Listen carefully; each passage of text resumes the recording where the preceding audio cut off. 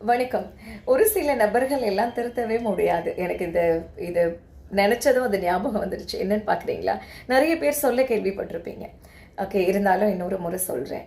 என்ன அப்படின்னா, ஒரு மனுஷன் வந்துட்டு காக்கா கிட்ட போயிட்டு, "ச்சே! நீ மட்டும் கருப்பா இல்லாம இருந்தா எவ்வளோ அழகா இருப்ப" அப்படின்னு சொல்லியிருக்கான். தென் கடல் கிட்ட போயிட்டு, "நீ மட்டும் உப்பா இல்லன்னா எவ்வளோ நல்லா இருக்கும்" அப்படின்னு. ரோஜா கிட்ட போயிட்டு, "உன்கிட்ட மட்டும் முள்ளு இல்லன்னா நீ எவ்வளோ அழகா இருப்ப" அப்படின்னு. 3 பேருமே ஒண்ணா சேர்ந்து சொன்னாங்களாம், "டேய் மனுஷா, உன்கிட்ட மட்டும் இந்த குறை பார்க்குற குறை கூறுகின்ற ஒரு பழக்கம் இல்லாம இருந்தா நீ எவ்வளோ நல்லா இருப்ப" அப்படின்னு சொல்லிட்டு. ட்ரூ இல்லையா? ஓகே. ஒரு சில மனிதர்கள் எல்லாம் திருத்தவே முடியாது. மத்தவங்கள கிரிட்டிசைஸ் பண்ணிட்டே இருப்பாங்க. அவங்க வந்து அவங்கள பார்க்கவே மாட்டாங்க. அவங்க எப்படி இருக்காங்க? எப்படி பேசுறாங்க? ஓகே. யார்கிட்ட எப்படி நடந்துக்கிறாங்க? அவங்க கிட்ட உள்ள ப்ளஸ் என்ன? மைனஸ் என்ன? அத திருத்திக்கணும் அப்படின்னு நினைக்கவே மாட்டாங்க.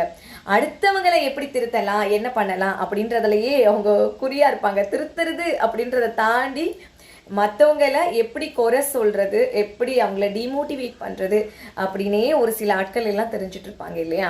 அந்த மாதிரி நபர்களை கன்சிடர் பண்ணாதீங்க. ஓகே. அவங்கள அவாய்ட் பண்ணிவிட்டு நம்ம வேலையை பார்த்துட்டு போயிட்டே இருக்கணும். அவங்க சொல்கிறதுக்கெல்லாம், அவங்க குறை சொல்கிறதுக்கெல்லாம் நம்ம காது கொடுத்துட்டு ஒரி பண்ணிட்டு இருந்தோம் அப்படின்னு சொன்னால் நம்ம வேலையை நம்ம பார்க்க முடியாது. சரியா? நன்றி.